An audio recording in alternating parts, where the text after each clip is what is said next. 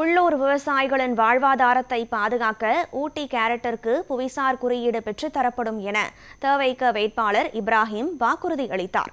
உதகை சட்டமன்ற தொகுதி தவைக்க வேட்பாளர் இப்ராஹிம் 15க்கும் மேற்பட்ட கிராமங்களில் தவைக்கவின் தேர்தல் அறிக்கைகளை விவரித்து தீவிர வாக்கு சேகரிப்பில் ஈடுபட்டார். அப்போது கேரட் அறுவடையில் ஈடுபட்டிருந்த விவசாயிகளை நேரில் சந்தித்து குறைகளை கேட்டறிந்தார். அவரிடம் வெளி மாநிலங்களிலிருந்து கொண்டுவரப்பட்டு விற்பனை செய்யப்படும் கலப்பட கேரட்டுகளால் ஊட்டி கேரட் விலை வீழ்ச்சி ஏற்பட்டுள்ளதாக விவசாயிகள் தெரிவித்தனர்.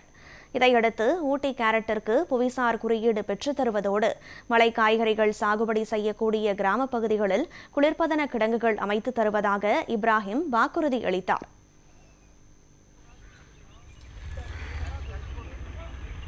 வெற்றி கலத்தோட விசில் சின்னத்தில் விஜயன் ஆதரவு